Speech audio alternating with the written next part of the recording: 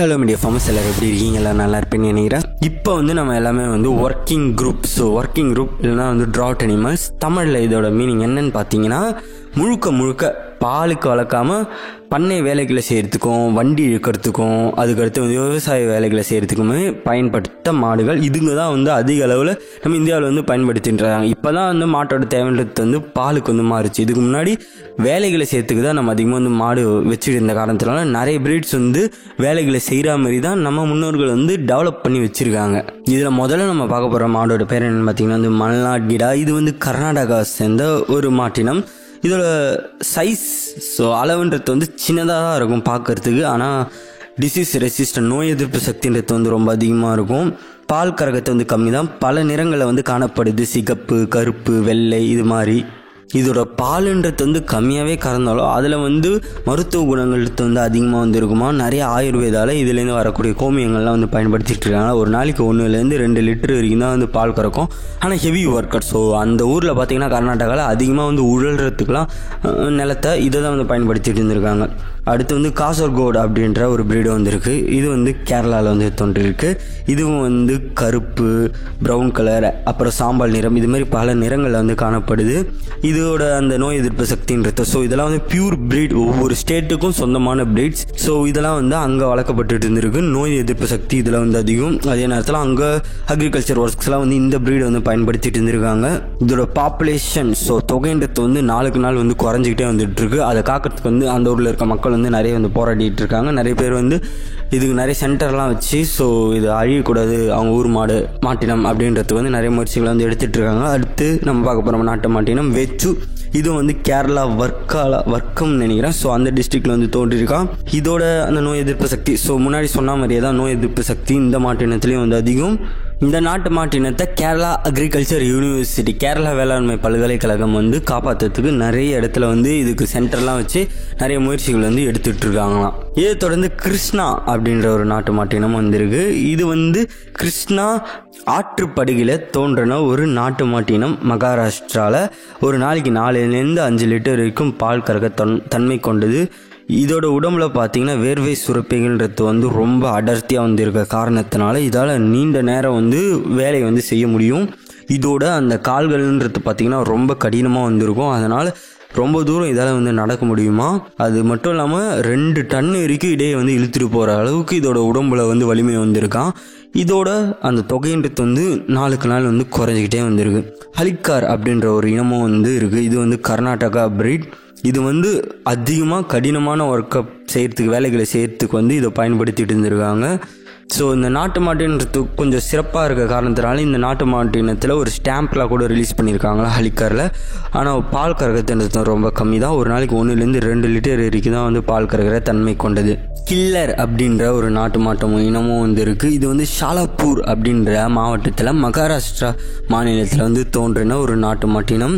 இது அந்த இடத்துல நம்ம ஊர் காங்காயம் மாரி ஒரு கம்பீரமான ஒரு இனம். ஸோ இது அங்கே லட்சங்களில் கொடுத்து அங்கே இருக்க மக்கள் வாங்கி வளர்ப்பாங்களாம்.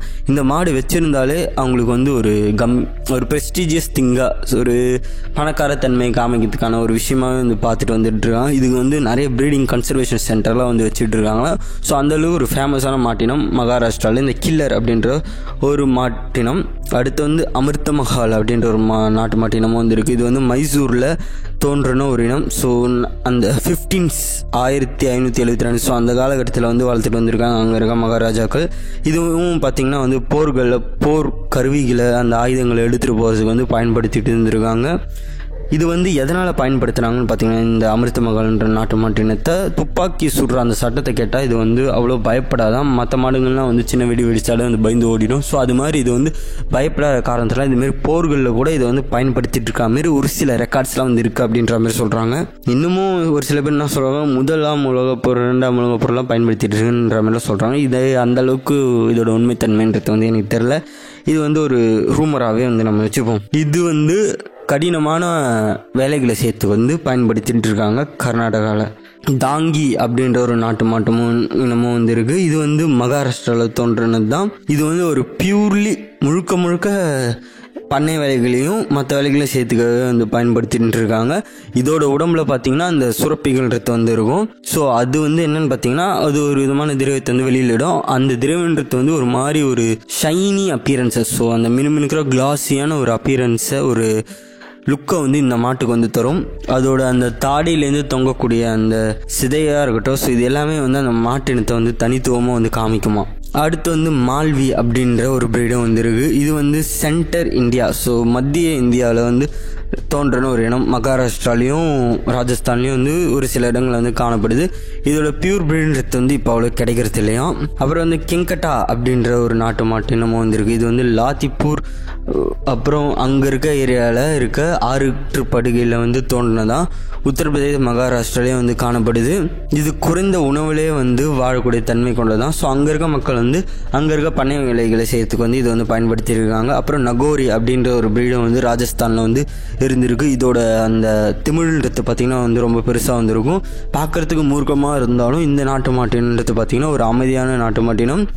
ஸோ பாலைவனத்தில் வந்து ஈஸியாக வந்து வளரக்கூடிய தன்மை கொண்டதான். ஸோ அங்கே இருக்க மக்கள் வந்து பாலைவனத்தில் இதை வேலை செய்யறதுக்கு வந்து நிறைய பயன்படுத்திட்டு இருக்காங்க. அங்கே வந்து வண்டிகளை இழக்கிறதுக்கு வந்து இந்த நகோரின்ற நாட்டு மாட்டினத்தை வந்து பயன்படுத்திட்டு இருந்திருக்காங்க. நிமாரி அப்படின்ற ஒரு நாட்டு மாட்டினம் மத்திய பிரதேசத்தில் வந்து வளர்க்கப்பட்டிருக்கு. இது வந்து கிர் மாட்டினத்திலேருந்து உருவாக்கப்பட்ட ஒரு மாட்டினம். இதோட உடம்புட்டத்தை பார்த்திங்கன்னா பெருசாக தடிமனாக வந்து இருக்குமா.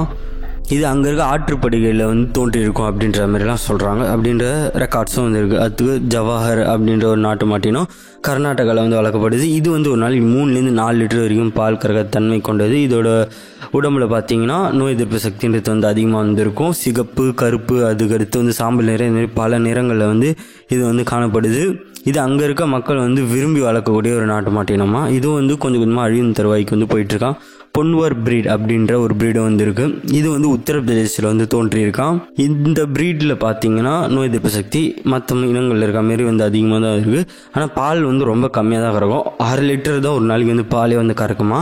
இந்த பொன்வர் பிரீடு வந்து அங்கே அந்த மாவட்டத்தில் உத்தரப்பிரதேசத்தில் இருக்க பழங்குடி மக்கள் தான் வந்து இப்போதைக்கு வந்து வச்சுட்டு இருக்காங்க. அங்கே இருக்க விவசாயிகள் யாருமே வந்து இதை வந்து இப்போதைக்கு வச்சுட்டு இல்லை. ஸோ பழங்குடிகளாண்டு மட்டும்தான் இப்போதைக்கு இந்த நாட்டு மாட்டினன்றது வந்திருக்கு. அப்புறம் கெரிகர் அப்படின்ற ஒரு நாட்டு மாட்டினமும் வந்திருக்கு. உத்தரப்பிரதேசில் வந்து இதை வந்து வளர்த்துட்டு இருக்காங்க, கெரிகர் டிஸ்ட்ரிக்டில். இது அங்கே இருக்க மலைப்பகுதிகளில் வந்து காணப்படுது. அங்கே இருக்க பழங்குடி மக்கள் வந்து இதை வந்து வச்சுட்டு இருக்காங்க. இது ரொம்ப கடினமான ஒரு வேலைகளை வந்து செய்யுமா. 1.5 டன் வரைக்கும் வெயிட்டை வந்து 40 கிலோமீட்டர் வரைக்கும் இழுத்துட்டு போகிற அந்த தன்மை கொண்டதான்.